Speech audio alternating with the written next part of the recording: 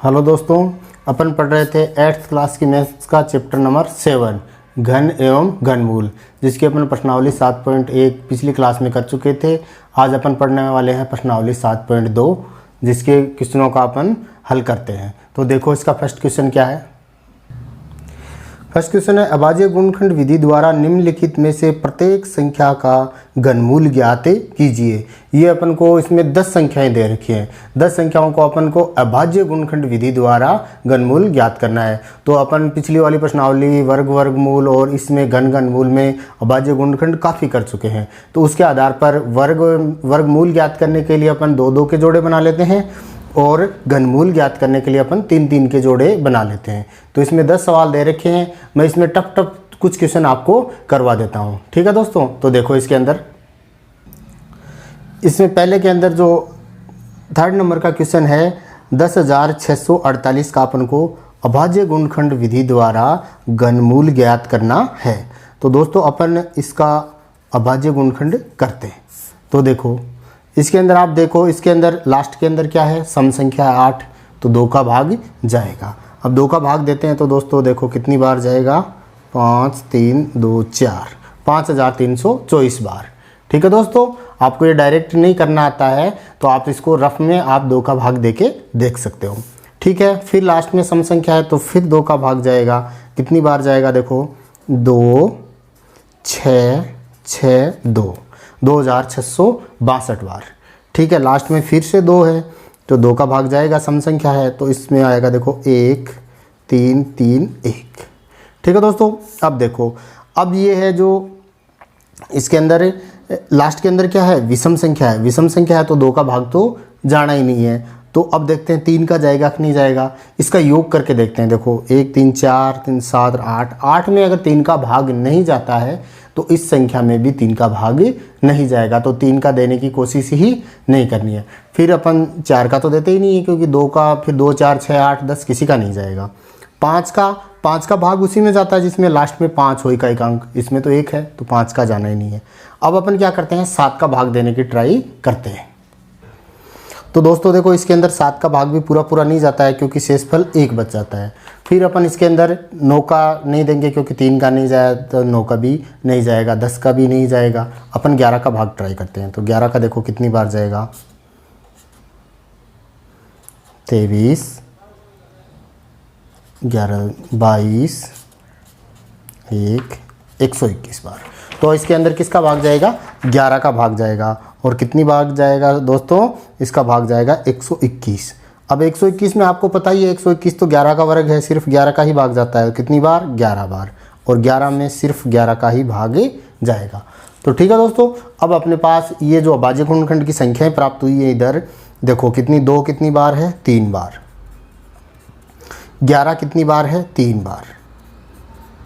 ठीक है, अब अपन ट्रिक बनाते हैं, 3-3 के जोड़े बनाते हैं। तो इस 2 में से तो 1 2 आ गया, इस 11 में से 1 11 आ गया, तो कितना आया, 22। तो इसका जो घनमूल है किसका, अपन इस तरह से लिखेंगे इसका वर्गमूल का, और फिर ये 3 लगा दिया यहाँ तो घनमूल का निशान हो गया। 10,648 का जो घनमूल आया दोस्तों वो कितना आया है, 22। ठीक है दोस्तों, इजी वे में आप इसको कर लोगे, इसमें कोई दिक्कत नहीं है। अब देखते हैं इसका नेक्स्ट क्वेश्चन।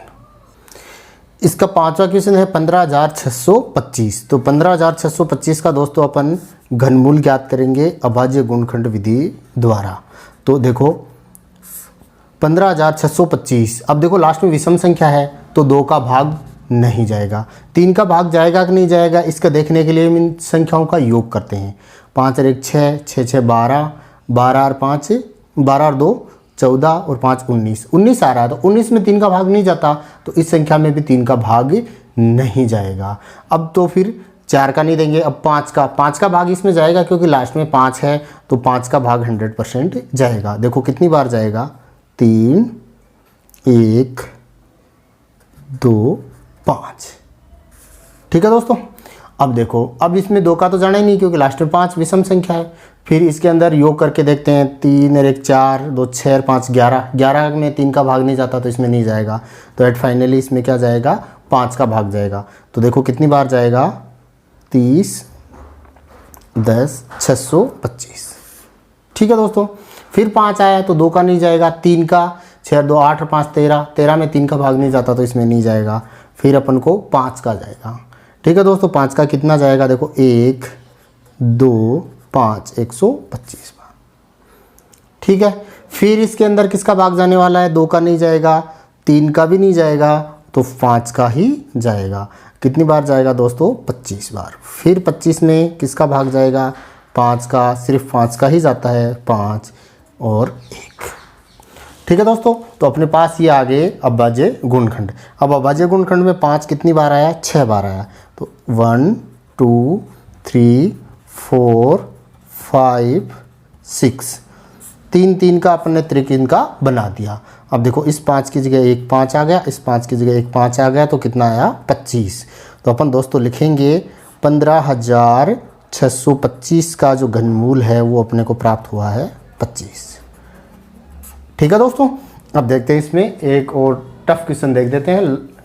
क्वेश्चन नंबर 9 देखो, 1,75,616। तो इसका अपन अभाज्य गुणनखंडीय विधि द्वारा घनमूल ज्ञात करते हैं।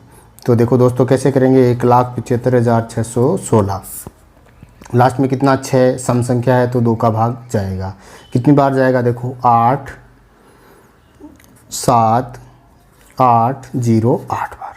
ठीक है दोस्तों, अब लास्ट में फिर 8 है, सम संख्या है तो 2 का भाग फिर जाएगा, 4 3 9 0 4। फिर लास्ट में 4 है तो फिर इसके अंदर क्या है, 2 का भाग ही जाएगा। कितनी बार जाएगा, 2 1 9 5 2। ठीक है दोस्तों, अब देखो लास्ट में फिर 2 आया है तो फिर 2 का भाग ही जाना है। कितनी बार जाएगा, 1 0 9, फिर दोस्तों आया 7 और फिर आया 6। फिर लास्ट में 6 तो 2 का भाग ही जाना है, 5 4 8 8 बार। ठीक है दोस्तों, अब देखो फिर आगे अपन 2 का भाग इसके अंदर देते हैं, क्योंकि लास्ट में 8 सम संख्या है तो कितना, 2 7 4 4। फिर 2 सम संख्या है तो 1 3 7 2। फिर सम संख्या इकाई का अंक, तो अपन इसके अंदर फिर 2 का भाग देंगे। तो देखो कितनी बार जाएगा, 6 8 6। फिर 686 आया है, 2 का भाग ही जाएगा, 3 4 3। ठीक है दोस्तों, अब देखो अब लास्ट के अंदर इसके अंदर क्या आ गया, 3 आ गया है। तो 3 आ गया है तो 2 का भाग तो जाएगा नहीं, क्योंकि 3 क्या है, विषम संख्या है। तो अपन इसका योग करके देखते हैं कितना होता है, 4 3 7 और 3 10। 10 में 3 का भाग जाता है क्या, नहीं जाता, तो इसके अंदर भी नहीं जाएगा। 5 का भाग भी इसके अंदर नहीं जाएगा। क्यों, क्योंकि 5 का भाग इसलिए नहीं जाएगा क्योंकि लास्ट में इकाई का अंक 5 होना चाहिए। ठीक है, तो अब अपन इसके अंदर 7 का भाग देने की ट्राई करते हैं। तो देखो, तो दोस्तों इसके अंदर जो 7 का भाग है वो कितनी बार जाएगा, 49 49 बार जाएगा। तो 7 का भाग जाएगा इसके अंदर कितनी बार, 49। तो 49 में आपको पता है सिर्फ 7 का ही भाग जाता है, और नीचे कितनी बार, 7 बार, और 7 में फिर 7 का भाग जाएगा 1 बार। अब देखो दोस्तों ये काफ़ी बड़ा हुआ है, तो इसके अंदर अपन देखते हैं, इसके जोड़े बनाते हैं। 2 कितनी बार आया, 1 2 3 4 5 6 7 8 9। तो 9 बार 2 आया है। तो 1 2 3 4 5 6 7 8 और 9। और 7 कितनी बार आया, 3 बार, 1 2 3। अब अपन त्रिक बनाते हैं, 3 3 के सेम संख्याओं के जोड़े अपन ने बना दिए। अब इनकी जगह एक एक संख्या लिख देते हैं, इस 2 का 1, इस जोड़े का 2, इस जोड़े का 2 और इस जोड़े का 7। अब देखो दोस्तों कितना आया, 2 को 2 से गुणा किया कितना आया, 4, 4 को 2 से गुणा किया कितना आया, 8, और 8 को 2 7 से गुणा किया तो कितना आया, 56। तो अपना क्या हो गया कि 1,75,616 है जो इसका घनमूल आया दोस्तों, वो अपने पास आया 56 आंसर। ठीक है दोस्तों, इसी तरह से आप इसके बाकी के क्वेश्चन भी कर लेंगे। काफ़ी प्रैक्टिस करा दी है तो आप अभाज्य गुणनखंड करना तो सीख ही गए होंगे।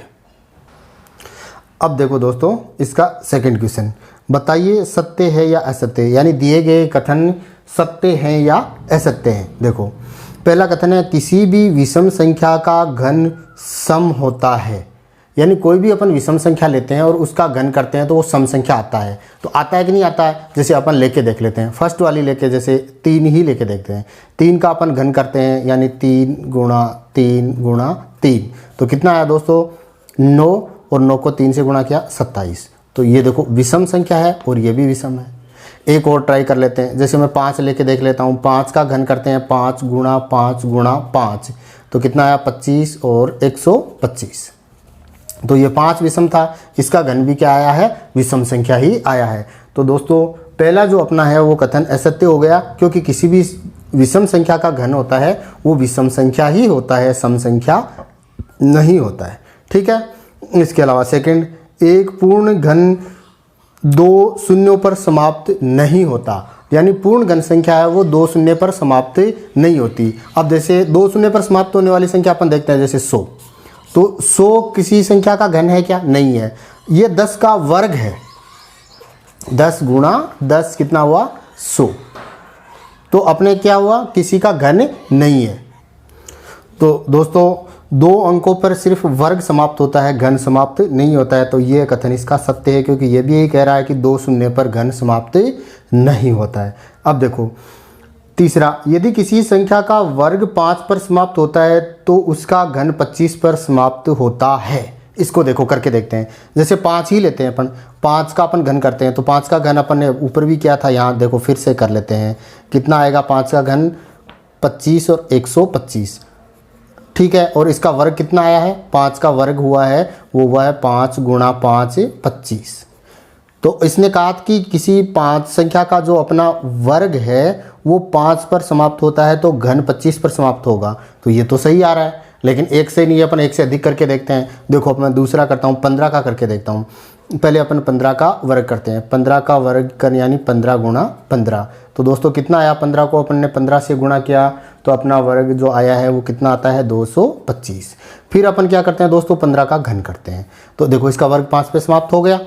अब अपन इसका 15 का घन करते हैं। 15 का घन यानी 15 को 3 बार गुणा में, तो दोस्तों कितना आएगा, अपना आएगा 3375। अब देखो वर्ग 5 पे समाप्त हुआ, लेकिन घन 25 पर समाप्त हो रहा है क्या, नहीं हो रहा है। किस पे समाप्त हो रहा है, 75 पर समाप्त हो रहा है। तो ये कह रहा है कि किसी संख्या का वर्ग 5 पर समाप्त होता है तो घन 25 पर समाप्त होगा। ये जरूरी नहीं है, 5 वाले में तो ये है लेकिन 15 वाले में ये नहीं है। तो ये कथन है जो अपना है वो असत्य है। देखो ऐसा कोई पूर्ण घन नहीं है जो 8 पर समाप्त होता है। बिल्कुल होता है, 8 ही एक पूर्ण घन संख्या है। 2 का वर्ग क्या है, 2 का घन क्या होता है, 8 होता है। 2 गुणा 2 गुणा 2 कितना है, 2 को 2 से गुणा किया 4, 4 को 2 से गुणा किया 8। 8 स्वयं एक घन संख्या है, पूर्ण घन संख्या है। तो ये कथन इसका असत्य हो गया। क्यों, क्योंकि 8 पर समाप्त हो रहा है, 8 ही खुद है। इसके अलावा देखो नेक्स्ट वाला, 2 अंकों की संख्या का घन 3 अंकों वाली संख्या हो सकती है। देखो 2 अंकों की संख्याओं का घन 3 अंकों वाली संख्या हो सकती है, यानी अपन को सबसे 2 अंकों की सबसे छोटी संख्या लेते हैं। तो 2 अंकों की सबसे छोटी संख्या क्या है दोस्तों, 10 है। ठीक है। अब देखो 10 है क्योंकि 9 में 1 अंक है, तो 10 में अब 10 का घन करके देखते हैं।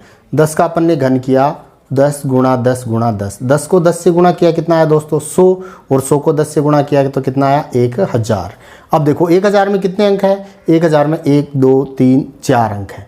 तो 2 अंकों वाली जो संख्या है उसका घन करेंगे तो 3 अंकों पर समाप्त नहीं होगा, जबकि ये कह रहा है कि 2 अंकों वाली संख्या का घन 3 अंकों वाली संख्या हो सकती है। बिल्कुल नहीं हो सकती। क्यों, क्योंकि अपन ने सबसे छोटे वाली संख्या ली है 2 अंकों की, उसी के में 4 अंक आ रहे हैं, तो फिर तो आगे वाले में तो 4 या 4 से अधिक आने वाले ही है। तो ये कथन भी हो गया इसका असत्य। अब देखो ये क्या कह रहा है नेक्स्ट वाला, 2 अंकों की संख्या के घन में 7 या अधिक अंक हो सकते हैं। तो अब देखो ये ज़्यादा पूछ रहा है, पहले तो 3 ही पूछ रहा था, अब क्या पूछ रहा है 7 या अधिक हो सकते हैं। तो अपन 2 अंकों की सबसे बड़ी संख्या लेते हैं। तो 2 अंकों की सबसे बड़ी संख्या दोस्तों क्या होती है 99।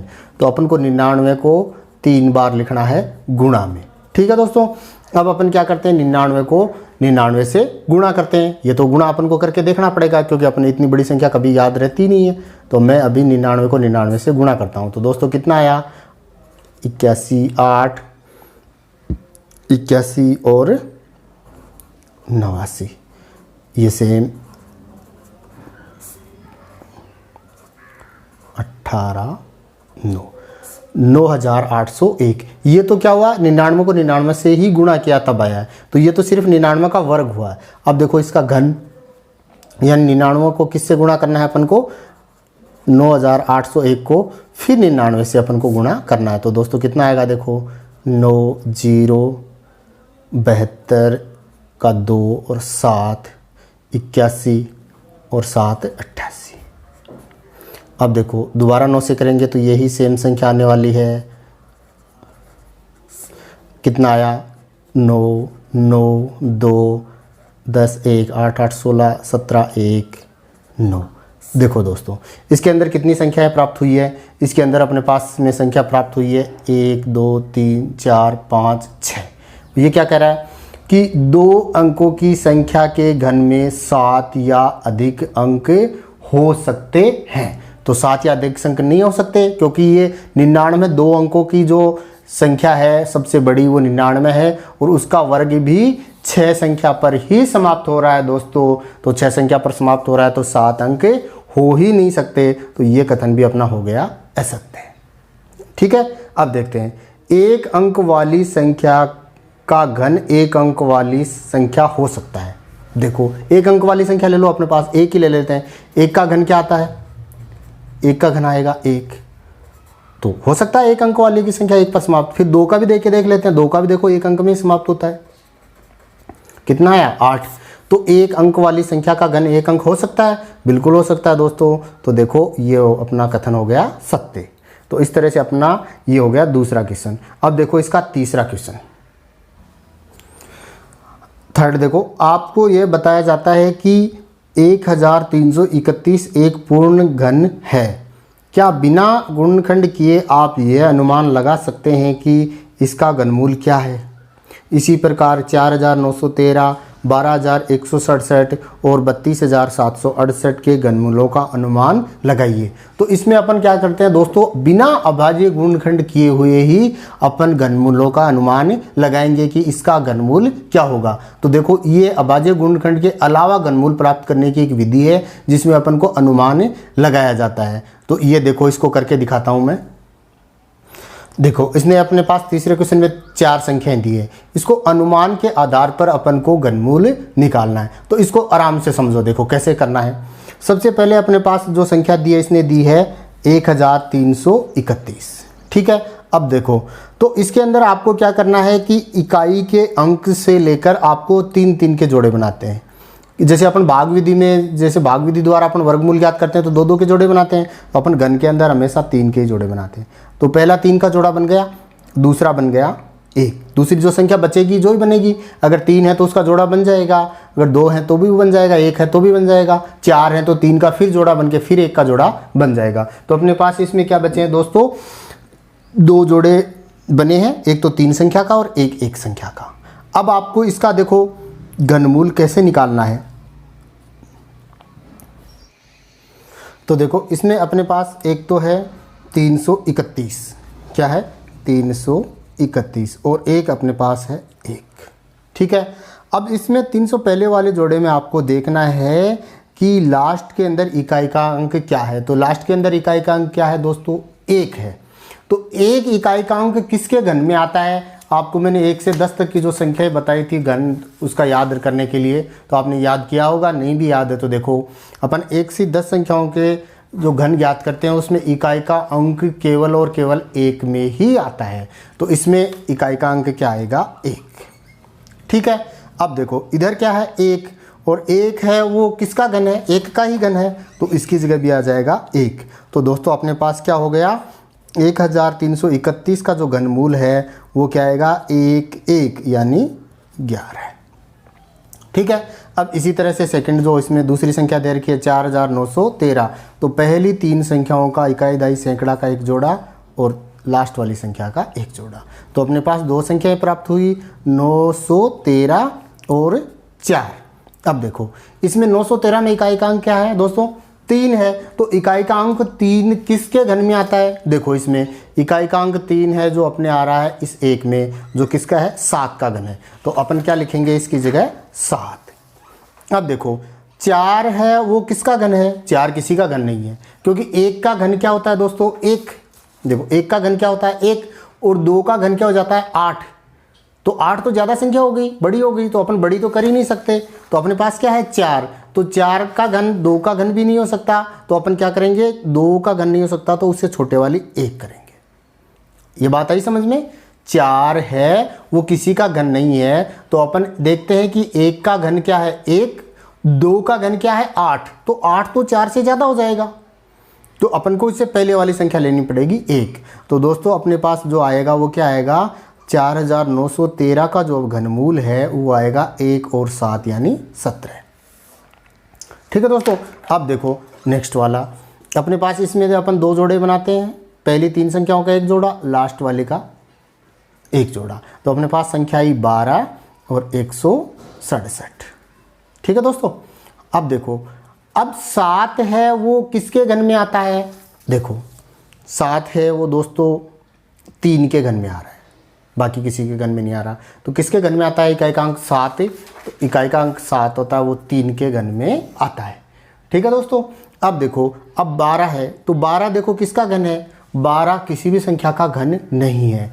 तो क्या करें? अपन देखते हैं। देखो 1 का घन 1, 2 का घन 8, 3 का घन कितना हो जाता है दोस्तों? 27। अपने पास संख्या क्या है? 12। तो अपन क्या करेंगे? 27 तक नहीं जाएंगे, 2 के घन है 8, उसी को लिखेंगे। तो अपने पास क्या आ गया? 12167 का जो अपना घनमूल आया है वो आया है 2 3 अर्थात 23। इसी तरह से इसको देखो, पहली 3 संख्याओं का 1 जोड़ा, फिर 1 जोड़ा। अब देखो, अब इस अपने पास 2 संख्याएं आई 768 और 32। ठीक है। अब देखो इसमें इकाई का अंक क्या है? 8 है। जो 8 किसके घन में आता है दोस्तों? देखो 8 अपने 2 के घन होता है, वो इसमें इकाई का अंक 8 आता है। तो मैं इसकी जगह क्या लिखूंगा? 2। ठीक है। अब देखो 32, तो 32 है वो किसका घन है? तो 32 है वो किसका घन है? देखो 32 किसी संख्या का घन नहीं है, क्योंकि 1 का घन क्या होता है? 1, 2 का कितना होता है? 8, 3 का कितना होता है? 27, 4 का कितना होता है? 64। तो 64 तो अपना 32 से ज़्यादा चल जाता है, तो अपन क्या रखेंगे? 3 रखेंगे, जिसका घन क्या होता है? 27। तो 32 की जगह अपन लिखेंगे 3। तो दोस्तों अपने पास क्या आ जाएगा? 32,768 है, उसका जो घनमूल प्राप्त होगा वो 3 और 2 अर्थात 32 अपन को प्राप्त होगा। ठीक है दोस्तों। तो ये अपनी प्रश्नावली 7.2 कंप्लीट हो गई। अपना चैप्टर 7 घन एवं घनमूल कंप्लीट हो गया है। आगे वाली क्लास में मिलते हैं अपन नए टॉपिक के साथ, नए चैप्टर के साथ। जब तक आप चैनल को सब्सक्राइब कर लेवें और वीडियो को लाइक और शेयर कर देवें। Thank you.